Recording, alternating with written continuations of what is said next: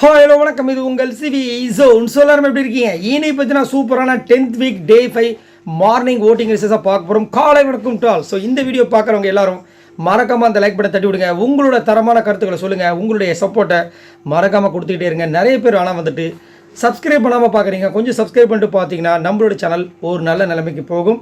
மறக்காமல் சப்ஸ்கிரைப் பண்ணுங்கள். இப்போ வாங்க அந்த வீடியோக்குள்ளே போகலாம். ஸோ நேற்று பார்த்தீங்கன்னா நிறைய விதமான சம்பவங்கள் எக்கச்சக்கமாக இருந்திருக்கும். அதுலேயும் பார்த்தீங்கன்னா உங்கள் மனசை நிறைய விஷயங்கள் காயமும் படுத்திருக்கும், குளிரவும் செஞ்சுருக்கும். ஸோ அந்த மாதிரி என்ன விஷயங்கள் உங்களை வந்து அஃபெக்ட் பண்ணிச்சுன்றதை சொல்லுங்கள். எனக்கு பார்த்தீங்கன்னா ஃபர்ஸ்ட்டாக வந்துட்டு இந்த ப்ரொமோஷன் டாஸ்க், நானும் ஒரு ப்ரொமோஷன் டாஸ்க்லையும் பார்க்குறேன். முக்கியமாக இந்த ரஞ்சித் சார், தீபக், சத்யா, இவங்க 3 பேர் தான் மாறி மாறி வராங்களே, இவங்களுக்கு வேறு பொழப்பே கிடையாதான்றது என்னோட கேள்வி. அதுலேயும் பார்த்தீங்கன்னா தீபக் வந்துட்டு எங்கே அருணும் விஜய் விஷாலும் இருக்காங்களோ அந்த டீமுக்கு எப்போ பார்த்தாலும் சொம்பு தூக்குற வேலையை பண்ணிட்டு இருக்காரு. நேற்று கிளியர் கட்டாக தெரிஞ்சுது அவர் வந்துட்டு அவ்வளோ சொம்பு தூக்கி, அதாவது முத்துவன்ட்டு அந்த டீம் பார்த்தீங்கன்னா சூப்பராக வந்து பண்ணியிருந்தாங்க. இவங்க வேணுட்டுமே வந்துட்டு அந்த பக்கம் even Ranjith sir and Sathya 2 பேருமே வந்துட்டு இந்த இதை எனக்கு பிடிச்சிருக்குன்னு சொல்லி முத்து அந்த டீமுக்கு வந்து சொன்னாங்க.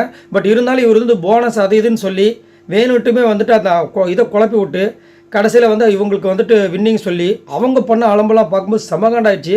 ஆனால் வந்து வெளுத்தாங்க. சத்யா, முத்துக்குமரெல்லாம் நல்லா நாக்கு பிடுங்குற மாதிரி கேள்வி கேட்டாங்க. ஸோ உங்களுக்கு என்ன தோணுச்சு அப்படின்றத மறக்காமல் கமெண்ட்ஸ் பண்ணுங்கள். ஏன் தீபக் சார் இந்த மாதிரி பண்ணுறீங்க? நீங்கள் நல்ல மனுஷர், ஏன் இப்படி பண்ணுறீங்கன்றது என்னோட கேள்வி. ரெண்டாவது பார்த்தீங்கன்னா நாமினேஷன் ஃப்ரீ பாஸ் யாருக்கு வந்துச்சு, அதுக்கப்புறம் டைரக்ட் நாமினேஷன் யார் அப்படின்ற விஷயங்கள் ஆல்ரெடி நான் போஸ்ட் பண்ணியது. இருந்தாலும் இந்த வீடியோவில் சொல்கிறேன். ஸோ நாமினேஷன் ஃப்ரீ பாஸை சூப்பராக ஜெஃப்ரி அவர்கள் 2வது முறையாக வந்துட்டு தட்டிட்டு இருக்காப்ப தட்டி சென்று விட்டார். ஸோ அடுத்ததாக பார்த்தீங்கன்னா டைரக்ட் நாமினேஷனில் ராணுவ வந்து சிக்க வச்சிட்டாங்க. ராணுவம் சொல்லி நீங்களே அந்த டாஸ்க் முடியும் போது அந்த கோவா டீம் மெயினாக பார்த்தீங்கன்னா முத்துக்குமர் மண்டையை கழுவிட்டு இருந்தாங்க, நிறைய இடங்களில் சொல்லிட்டு இருந்தாங்க. ஸோ அப்போயே எனக்கு டவுட் வந்துருச்சு அதை வந்து ராணுவ தான் போட போகிறாங்கன்னு. பட் என்னையை கேட்டிங்கன்னா ஏன் ரயான் என்ன பண்ணார், பவித்ரா என்ன பண்ணாங்க, ரயானை கூட விடுங்க, ரயான் கூட லாஸ்ட்டாக ஏதோ இதெல்லாம் பண்ணார். பவித்ரா அப்போ என்ன பண்ணாங்க, ரஞ்சித் சார் என்ன பண்ணார், சத்யா என்ன பண்ணார், இவங்களெல்லாம் விட்டுட்டு இவங்க தான் உங்கள் கணக்கு தெரியுமா என்னையா நடக்குதுன்ற மாதிரி இருந்துச்சு. அதேமாதிரி இதில் பார்த்தீங்கன்னா நல்ல வேலை தர்ஷிகா கிடைக்கல, அது வரைக்கும் சந்தோஷம். பட் மஞ்சரி கூட கொடுத்துருக்கலாம், தீபக் சார் கொடுத்துருக்கலாம், பட் ஜெஃப்ரி கொடுத்துருக்காங்க. சரி, ஓகே, அவங்களுக்கு ஒரு வாழ்த்துக்களை சொல்லிடுவோம். உங்களுக்கு என்ன தோணுதுன்ற சொல்லுங்கள். 3வது பார்த்தீங்கன்னா எல்லோ கார்டு கண்டிப்பாக மேக்ஸிமம் 99% வரதுக்கு வாய்ப்புகள் இருக்குன்ற மாதிரி நியூஸஸ்லாம் வருது. அதில் கண்டிப்பாக வந்துட்டு சௌந்தர்யாவை போட்டு பொழக்க போகிறாங்கன்ற மாதிரி நியூஸஸ் வருது. ஏன் அப்படின்னா இவங்க பாஞ்சாங்க பார்த்தீங்களா, இப்போ வந்துட்டு ஒன்று வந்துட்டு அவங்க கை வைக்கலன்றது ப்ரூவ் ஆயிடுச்சு, ஓகே. ஆனால் ஏன் பாஞ்சிங்க? அவங்க ஒரு கண்டஸ்டன், அவங்களுக்கு கொடுக்க வேண்டிய மரியாதை இருக்குது. அதே மாதிரி அவங்க ஒரு எம்ப்ளாயின்ற ஒரு கெட்டப்பில் இருக்கும்போது இவங்க மேனேஜரை போய் அடிக்க போவீங்களே நீங்கள் அப்படின்ற ஒரு பெரிய இஷ்யூ கிளம்பியிருக்கு. அது மட்டும் இல்லாமல் இந்த காலை நீட்டு உட்காந்துருந்தாங்க பாருங்கள், எம்ப்ளாயி பேசும்போது முத்துக்குமர் பேசும்போது சொல்லியிருப்பார், அதை சொல்லி அவங்க காலை மடக்காமல் இருந்திருப்பாங்க. அதுக்கப்புறம் மேனேஜர்ஸ்லாம் சொன்னதுக்கப்புறம் பண்ணியிருப்பாங்க. ஸோ இந்த 2 விஷயம் பயங்கர பிரச்சனையாக போயிருக்கு. ஸோ அதனால் மேபி மேக்ஸிமம் எல்லோ கார்டு கொடுக்கறது வாய்ப்பு இருக்குன்ற மாதிரி சொல்லிட்டு இருக்காங்க. உங்களோட கருத்தை சொல்லுங்கள். இதுக்கு எல்லோ கார்டு கொடுக்கணுமா இல்லை வார்னிங் கொடுத்துட்டு விட்டுறணுமா? மறக்காமல் சொல்லுங்கள். இப்போ வாங்க அந்த அனாலிசிஸ் வீடியோக்குள்ள போகலாம். ஸோ ஃபர்ஸ்ட் பிளேஸில் யார் இருக்கா அப்படி பார்த்தீங்கன்னா பவித்ரா இருக்காங்க. இவங்க எவ்வளோ ஓட்ஸ் வாங்கியிருக்காங்க அப்படி பார்த்தீங்கன்னா 1,31,479 ஓட்ஸ் வாங்கியிருக்காங்க. ஓட்டிங் பர்சன்டேஜ் பார்த்தீங்கன்னா 20.56. ஸோ பவித்ரா அப்படி என்ன பண்ணாங்க இவங்களுக்கு இவ்வளோ ஓட்டு வருது அப்படின்னு கேட்டிங்கன்னா கண்டிப்பாக என்னை கேட்டிங்கன்னா நானும் ஒரு 2-3 நாளாக யோசிச்சுட்டு இருந்தேன். முழுக்க முத்துக்குமரனோட ரசிகர்கள் பண்ணுற அட்டுழியம் தான் இதெல்லாம். அது நல்லாவே தெரியும். ஏன்னா இதுக்கு முன்னாடி வந்துட்டு முத்துக்குமரன் வந்த டைமில் இவங்களுக்கு இவ்வளோ ஓட்டு வந்ததும் கிடையாது. இவங்களாம் வந்து 5வது இடத்துக்கு மேலே வந்ததாக சரித்திரமே கிடையாது. இவங்களாம் லாஸ்ட்டில் இருந்தவங்க. சரி, வேறு என்ன பண்ணாங்க இன்றைக்கி ஃபுல்லாக அப்படி கேட்டிங்கன்னா ஒரு சில இடங்களில் கொஞ்சம் வாய்ஸ் அவுட் பண்ணாங்க. ஆனால் ஒரு இடத்துல வந்து டோட்டலாக டேமேஜ் பண்ணிட்டாங்க. ஏன்னா நேற்று வந்து முத்துக்குமரனை வந்துட்டு அந்த பக்கம் தர்ஷிகா வந்து இந்த மாதிரி சொன்ன உடனே முத்துக்குமர் ரொம்ப ஃபீல் பண்ணி பவித்ரா கிட்ட பேசும்போது பவித்ரா என்ன சொல்லியிருப்பாங்கன்னா, இல்லை நீங்கள் பண்ணது கரெக்டு தான், நீங்கள் சொல்கிறது எனக்கு புரியுது, கரெக்டு தான், உங்கள் பக்கம் தான் நியாயம் இருக்குன்னு சொல்லியிருப்பாங்க. ஆனால் ஜெஃப்ரி கிட்ட வந்துட்டு இப்போ கொஞ்ச நேரத்துக்கு முன்னாடி பார்த்தா பக்கத்தில் படுத்துக்கிட்டு என்ன சொல்கிறாங்க, இவர் மற்றவங்களுக்கு பண்ணும்போது எப்படி இருந்துச்சான், இப்போ மட்டும் இவருக்கு வலிக்குதோ அப்படின்றாங்க. அதை நீங்கள் டைரெக்டாக அவர் மூஞ்சிலே சொல்லியிருக்கலாம்ல, ஏன் இங்கே வந்து இந்த மாதிரி பண்ணோம்? இதே தானம்மா எல்லாருமே சொல்கிறாங்க, உங்களுடைய முகத்திரை கிழியுது, ஏன் டைரெக்டாக சொல்ல மாட்டீங்க அப்படின்ட்டு. நீங்களும் இப்போ அந்த லிஸ்ட்டில் சேர்ந்துட்டீங்களேம்மா, உங்களுக்கு அப்போ இவ்வளோ ஓட்டு போட்டாங்களே அவங்க தான் வந்துட்டு சொல்லணும் என்னத்த சொல்கிறது. ஏன் பவித்ரா இந்த மாதிரி வந்துட்டு ஒரு கேவலமான ஒரு விஷயத்த பண்ணுறீங்கன்றதான் மக்களோட கருத்தாக இருக்குது. சரி, நீங்கள் உங்களோட கருத்தை சொல்லுங்கள். ஏன் பவித்ரா இந்த பக்கமும் ஒரு கோல் அந்த பக்கம் கோல் பண்ணிட்டு இருக்காங்கன்றதை சொல்லுங்கள். 2வது பிளேஸ் பார்த்தீங்கன்னா சௌந்தர்யா இருக்காங்க. இவங்களால ஓட்ஸ் வாங்கியிருக்காங்க அப்படி பார்த்தீங்கன்னா 1,22,307 ஓட்ஸ் வாங்கியிருக்காங்க. ஓட்டிங் பர்சன்டேஜ் பார்த்தீங்கன்னா 19.13. ஸோ அன்ஷிதா மேலே அவங்க கையை வைக்கல, அன்ஷிதாவும் அதை வந்து சொல்லிட்டாங்க, கிளியர் ஆயிடுச்சு. ஆனால் ஒரு எம்ப்ளாயை வந்துட்டு மேனேஜ் வந்து அடிக்க பாஞ்சது பெரிய குற்றம் அப்படின்றது ஒரு பெரிய சர்ச்சை போச்சு. அதனால தான் அந்த விஷயங்கள் அவங்களுக்கு மண்டைகள் ஓட வந்துட்டு அழுக வந்துருச்சு. அது தெரிஞ்சு வந்துச்சா இல்லை தெரியாமல் வந்துச்சு, இல்லை அழுகையை போட்டால் தான் கொஞ்சம் தப்பிக்கிறதுக்கு சான்ஸ் இருக்கான்னு அப்படி நினச்சி பண்ணாங்களான்னு தெரியல. ஆனால் வந்துருச்சு, போதும் வந்துருச்சு. அதே மாதிரி ராணுவம் வந்துட்டு கொஞ்சம் எல்லை மீறி உங்களுக்கு தான் வந்து ஆல்ரெடி வந்து விஜய் சேதுபதி வந்து 2 வார்னிங் கொடுத்தாங்களே, எப்படி நீங்கள் அடிக்க பாய வருவீங்க அப்படின்ட்டார். பாஞ்சிருவீங்க, பாய வருவீங்க அப்படின்னு கேட்டார். ஸோ அது வந்து இன்னும் அவங்களுக்கு பயம் வந்துருச்சு. ஆஹா, நம்மளை இன்றைக்கி வச்சு செஞ்சிருவாங்களோ அப்படின்ட்டு. அதை வந்து மஞ்சரி வந்து ராணுவம் கேட்டாங்க, நீ அந்த மாதிரி சௌந்தர்யா பற்றி சொல்லியிருக்கக்கூடாது, அது வந்து பர்சனலுக்காக விஜய் சேதுபதி கொடுத்தாரு. ஆனால் இங்கே வந்து டாஸ்க்காக அவங்க படங்க, பர்சனலோ டாஸ்க்கோ பாய வர்றது தப்பு அப்படின்றது மக்களோட கருத்தாக இருக்குது. ஸோ சௌந்தர்யாவுக்கு இந்த வாரம் கண்டிப்பாக வந்துட்டு செம்ம டோஸ் இருக்க மாதிரி இருக்குது. மற்றபடி அதுக்கு ஒரு ஆப்பை வந்து என்ன பண்ணிட்டாங்க, மேனேஜர்ஸ் டீம் டபால்னு இவங்களை தூக்கி இதில் போட்டு விட்டாங்க லேபர்ஸ் டீமில். 3வது பிளேஸ் பற்றி நான் ஜாக்லின் இருக்காங்க. இவங்க ஓட்ஸ் வாங்கியிருக்காங்க அப்படி பார்த்தீங்கன்னா 68,260 ஓட்ஸ் வாங்கியிருக்காங்க. ஓட்டிங் பர்சன்டேஜ் பார்த்தீங்கன்னா 10.68. இவங்களுக்கும் மேலே இருக்கிற சௌந்தர்யாவுக்கு கிட்டத்தட்ட 50,000 ஓட்டு டிஃப்ரென்ஸு. ஏன் இவங்களுக்கு ஓட்டு வரமாட்டுது நல்லா யோசிச்சு பாருங்கள். ஏன்னா இவங்களோட கேம் நிலையில்லாத ஒரு தன்மையாக இருக்குது. ஒரு பக்கம் நல்லா பண்ணுறாங்க, திடீர்னு பார்த்தா ஒரு பக்கம் இதுவாக பண்ணுறாங்க. இன்றைக்கி கேம் முடிஞ்ச அடுத்த நிமிஷமே ராணுவை பற்றி சொல்லிவிட்டு, ராணுவ அப்படி பண்ணா, நீ முத்து நீ விட்றாத.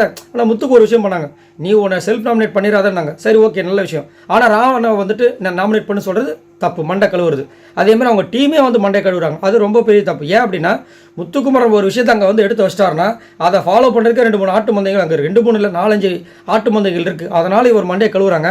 ஆனால் எப்படி வந்துட்டு ராணுவம் வந்து நாங்கள் செலக்ட் பண்ணாங்கன்னு தெரியல. பட் என்னை கேட்டிங்கன்னா நான் ஆல்ரெடி சொன்ன மாதிரி சத்யாவை சொல்லியிருக்கலாம் கண்டிப்பாக. அதுக்கப்புறம் நம்ம ரஜித் சார்லாம் சொல்லியிருக்கலாம், பவித்ராவை சொல்லியிருக்கலாம். ஏன் இவங்க வந்து ராணுவ செலக்ட் பண்ணாங்கன்னு தெரியல. ஏன்னா ராணுவ கொடுத்தது நல்ல கேமோ கெட்ட கேமோ. ஆனால் அவர் ஒரு விஷயத்தை கண்டென்ட்டாக கொடுத்தார். மற்றவங்களாம் என்ன பண்ணாங்க, மிச்சா சாப்பிட்டாங்க. அதுக்கப்புறம் ஆனால் லாஸ்ட்டாக அந்த ப்ரொமோஷன் டாஸ்க்கில் செம்ம டென்ஷன் ஆகிட்டாங்க. ஏன்னா எல்லாருக்கும் டென்ஷன் ஆகிடுச்சு. தீபக், இனிமேல் நீங்கள் வந்து ஜட்ஜாக வந்தீங்கன்னா கண்டிப்பாக அந்த ப்ரொமோஷன் டாஸ்க்கில் கலந்துக்கவே மாட்டேன்ட்டாங்க. கேட்டாங்க, கேள்வியெல்லாம் பயங்கரமாக இருந்துச்சு. முத்துக்குமரெலாம் வச்சு செஞ்சார். முத்துக்குமர் என்ன தான் சொல்லிட்டாரு, எனக்கு உங்கள் மேலே தான் கேட்டோம். ஏன்னா இவர் என்ன பண்ணிட்டாரு, ஏங்க நான் மட்டும் இல்லைங்க, அந்த 2 ஜட்ஜையும் கேளுங்க. அந்த 2 ஜட்ஜு கன்வின்ஸ் பண்ணது இவர் தான், போட்டு வெளுவெளு விழுத்தாங்க. ஸோ உங்களுக்கு என்ன தோணுச்சுன்றதை சொல்லுங்கள். 4வது பிளேஸ்னா அருண் இருக்கார். இவரால் ஓட்ஸ் வாங்கியிருக்காரு அப்படின்னு 63,393 ஓட்ஸ் வாங்கியிருக்காரு. ஓட்டிங் பர்சன்டேஜ் பார்த்தீங்கன்னா 9.91. இவர் வந்து எவ்வளோ பெரிய வார்த்தை விட்டுருக்காரு தெரியுங்களா. ஒரு இடத்துல வந்துட்டு நம்ம ஜாக்லின் பேசும்போது நம்மளுக்கு தெரியுது ஏதோ சம் விஷயத்தை பண்ணியிருக்காரு. 24/7 கட் பண்ணிட்டாங்க. அது ஒரு பெரிய இஷ்யூவாக இருக்கும் போல இருக்குது. என்ன சொன்னால் தெரியல. இன்னொரு இடத்துல என்ன பண்ணிருக்காரு, அந்த இது நடக்குது, அதை நம்ம பார்க்குறோம். ஊர் 2 பட்டா கூத்தாடி கொண்டாட்டம்ட்டார். அது எவ்வளோ பெரிய வார்த்தை. அதாவது இங்கே வந்துட்டு ஆக்சுவலாக முத்துக்குமரன் பார்த்தீங்கன்னா முத்துக்குமரோட ப்ளஸ் பாயிண்ட்டே என்னென்னா, எந்த கேரக்டர் அவர் இருக்கோ அந்த கேரக்டருக்கு உண்மையாக இருப்பார். மேனேஜராக இருந்தார். மேனேஜராக வந்து எல்லா லேபர்ஸும் பிறந்தார் ரூல்ஸ் உட்பட்டு.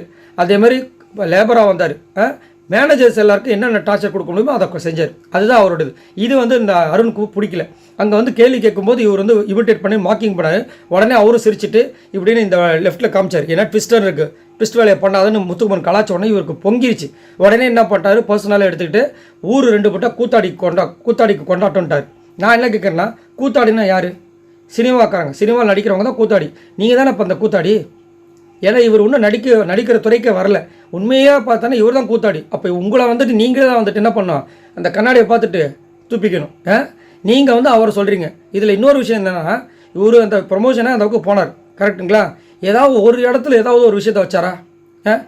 அவர் எதுக்கு அங்கே போனானே தெரியல. ரொம்ப மட்டும் அதுலேயும் வந்துட்டு இந்த ப்ரொமோஷன் டாஸ்கில் பண்ண அட்டுவணிங்களாக பார்த்தா இன்னமும் வேர்ல்டு கப்பை வின் பண்ணாமல் ஹான்றாங்க, வேணுன்ட்டு வெறுப்பு ஏற்றுறாங்களாம். ஐயோ அப்பா. ஆனால் முத்துக்குமரன் சொல்லிட்டார், இனி அவங்ககிட்ட சங்காத்தமே வச்சுக்கூடாது, அவங்ககிட்ட டைரெக்டாக போய் பேசலான் இருக்கேன், அவங்ககிட்ட பேசுறது ஒன்று பேசுறது வேஸ்ட்டு அப்படின்ட்டு. என்ன ஜென்மமோ தெரியல. 5வது பிளேஸ் பற்றினா அன்ஷிதா இருக்காங்க. இவங்க எவ்வளோ ஓட்ஸ் வாங்கியிருக்காங்க அப்படி பார்த்தீங்கன்னா 54,028 ஓட்ஸ் வாங்கியிருக்காங்க. ஓட்டிங் பர்சன்டேஜ் பார்த்தீங்கன்னா 8.45. அன்ஷிதா கண்டிப்பாக இன்றைக்கி ஒரு விஷயம் எனக்கு ரொம்ப பிடிச்சிருந்து. ஒரே ஒரு விஷயம் சூப்பராக பண்ணியிருந்தாங்க. என்னென்னா, அவங்க சௌந்தர்யா வந்து எம்எல்ஏ கை வைக்கலன்னு முதலேருந்தே சொல்லிட்டு இருந்தாங்க.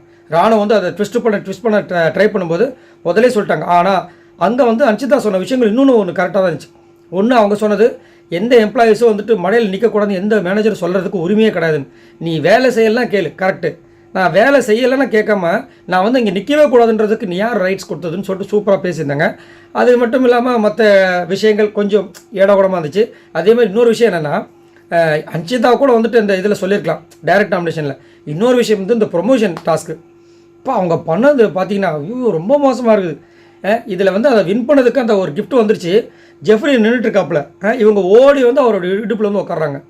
என்னையா நடக்குது, இல்லை என்ன தான் நடக்குது? நிறைய பேர் கருத்து என்னவா இருக்குன்னா, அன்ஷிதா என்ன எப்போ பார்த்தாலும் ஜென்ஸு பக்கமே இருக்காங்க, ஒரு லேடிஸ்கிட்டே பேசுகிற மாதிரி பெருசாக தெரியவே மாட்டேது அப்படின்ற மாதிரி கருத்து சொல்கிறாங்க. உங்களோட கருத்து சொல்லுங்கள். அன்ஷிதாவோட கேம் உங்களுக்கு எப்படி இருக்குது மறக்காமல் கமெண்ட்ஸ் பண்ணுங்கள்.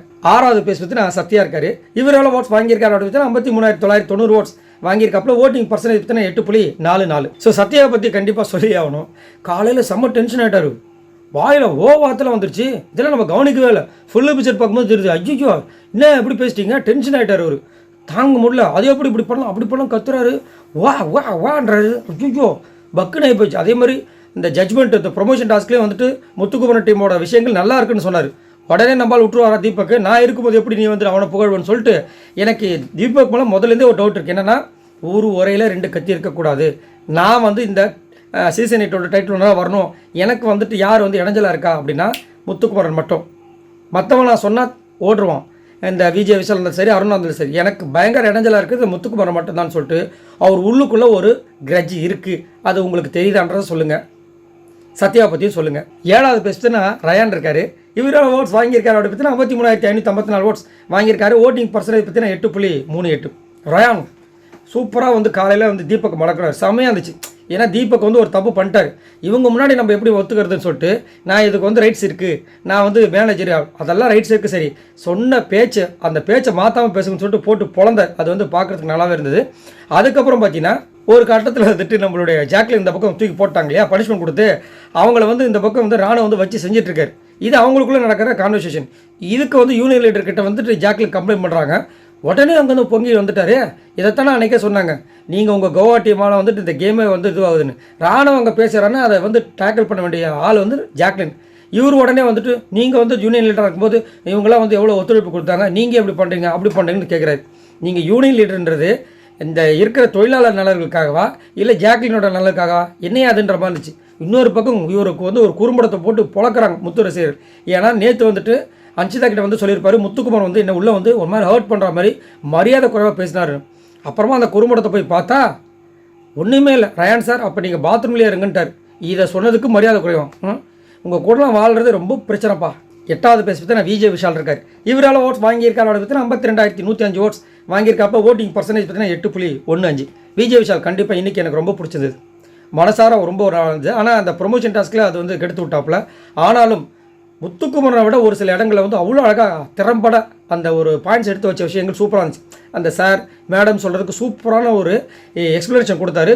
அதே மாதிரி லேபர்ஸ் டீமில் வந்து முத்துக்குமரோடு சேர்ந்து ஒரு சில விஷயங்களை செம்மையாக பண்ணியிருந்தார். அதேமாதிரி இந்த ப்ரோட்டஸ்ட் பண்ணுற விஷயங்கள நல்லாவே இருந்தது. இவருக்கும் தர்ஷிகாவுக்கும் அங்கே ஒரு ஹெல்த்தியான ஒரு கான்வர்சேஷன் நடந்துச்சு. அதுவும் பார்க்க ரொம்ப நல்லா இருந்துச்சு. இதையே கரெக்டாக முன்னாடி இருந்து பண்ணியிருந்தாங்கன்னா கண்டிப்பாக இந்த வாரம் வந்துட்டு இந்த லாஸ்ட் நிலைமையில் இவங்க 2 பேருக்குமே வந்திருக்காது. பட் 2 பேரும் கோட்டை விட்டாங்க.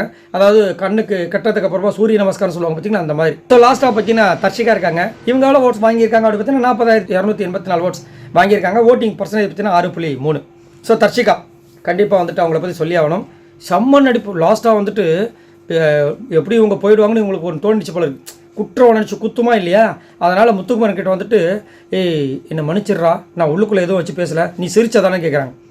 நான் அப்படியே பார்த்தார் அவர், நான் சிரிக்கலை, நான் வேணா இப்படி பண்ணது உனக்கு அப்படி தோணிருக்கலாம், ஆனால் நான் அந்த மாதிரி பண்ணலை அப்படின்ட்டு கம்முன்னு வந்துட்டார். சொல்கிறா எனக்கு ஒரு மாதிரி இருக்கடா, நான் சப்போஸ் போயிட்டேன்னா நீ வந்துட்டு மன்னிப்பு கேட்கல, அந்த மன்னிப்பு அக்செப்ட் பண்ணலன்னு சொல்லிட்டு உனக்கு ஒரு மாதிரி ரெக்ரெட் ஆகிடும்டா, அதனால் மன்னிப்பு அக்செப்ட் பண்ணிக்கணும்னு கெஞ்சுறாங்க. மனுஷன் மதிக்கவே இல்லை, கம்முன்னு போயிட்டார். செம்ம மறுநாடியாக இருந்திருக்கும். ஏன்னா இங்கே வந்து இவ்வளோ குழஞ்சி பேசுகிறாங்களே அவங்களுக்கு உறுத்துதே. ஆனால் அன்னைக்கு அந்த மாதிரியா பண்ணாங்க. அவர் ஓட்டுனா அந்த ஓட்டுறது மூலமாக அந்த கேஸ் மூலமாக சமைச்ச சாப்பாடை நான் சாப்பிட மாட்டேன். அப்போ உங்களுக்குள்ளே எவ்வளோ வன்மம் இருந்ததுன்னா அங்கே வந்து நீங்கள் படிப்பீங்க. ஈவன் அவர் வந்துட்டு அங்கே மன்னிப்பு கேட்டதுக்கப்புறமும் செம்மையாக இருந்துச்சு. ஆனால் இது தவிர்த்து இன்றைக்கி ஃபுல்லாக தர்ஷிகாவோட ப்ரெசன்ஸ் கொஞ்சம் நல்லாவே இருந்துச்சுன்னா கண்டிப்பாக பாராட்டி ஆகணும். அதேமாதிரி நிறைய இடங்களில் வந்து அவங்களோட குரல் வந்து வாய்ஸ் இருந்துச்சு. அதேமாதிரி ஒரு ஆசை இருந்துச்சு, ஒரு பாசை நாமினேஷன் ஃப்ரீ பாசை வாங்கிடலான்னு. பட் அதில் ஒரு ஆப்பை வச்சு ஜெஃப்ரி கொடுத்துட்டாங்க. சரி, இவங்க எல்லாரும் மொத்தமாக வாங்கின ஓட்ஸ் எவ்வளோ அப்படி பார்த்தீங்கன்னா 6,39,400 ஓட்ஸ் வாங்கியிருக்காங்க. ஸோ இந்த வாரம் கண்டிப்பாக வந்துட்டு ஜோடியாக லான்னு சொல்லிட்டு நம்மளுடைய தர்ஷிகாவும் விஜய் விஷாலும் கை கோர்த்து போகிறதுக்கு வாய்ப்புகள் எக்கச்சக்கமாக இருக்குது. இல்லை அப்படின்னா தர்ஷிகாவோட சத்யா வந்துட்டு ஃப்ரெண்டாக வந்து கையை கோர்த்துட்டு போகிறதுக்கு எக்கச்சக்கமான வாய்ப்பு இருக்குது. இல்லைனா கண்டிப்பாக தர்ஷிகாவாவது வெளியே போயிடுவாங்கன்றது என்னோட கருத்து. ஆனால் என்ன கேட்டிங்கன்னா தர்ஷிகாவை இன்னும் ஒரு வாரம் வச்சு சத்யாவை அமிச்சாருன்னா இன்னும் நல்லாயிருக்கும். ஏன்னா சத்யா வந்து போனார்னா பெருசாக வந்து இம்பாக்ட் இருக்காது. ஆனால் தர்ஷிகா இப்போ கொஞ்சம் விளையாட ஆரம்பித்த மாதிரி இருக்குது. ஸோ அதனால் அவங்க மூலமாக மேபி ஏதோ ஒரு கேம் சேஞ்ச் ஆகிறது வாய்ப்பு இருக்குன்றது என்னோட கருத்து. சரி, உங்களோட கருத்தை சொல்லுங்கள். உங்களுக்கு இந்த வாரம் யார் வெளியேறோடும் அப்படின்னு நீங்கள் நினைக்கிறீங்க அப்படின்னு மறக்காம கீழே கமெண்ட்ஸ் பண்ணுங்கள். இந்த வீடியோக்கு மறக்காமல் ஒரு லைக் கூட தட்டி விடுங்க. நம்மளோட சேனலை ஃபாலோ பண்ணுங்கள். பாய் நண்பர்களே.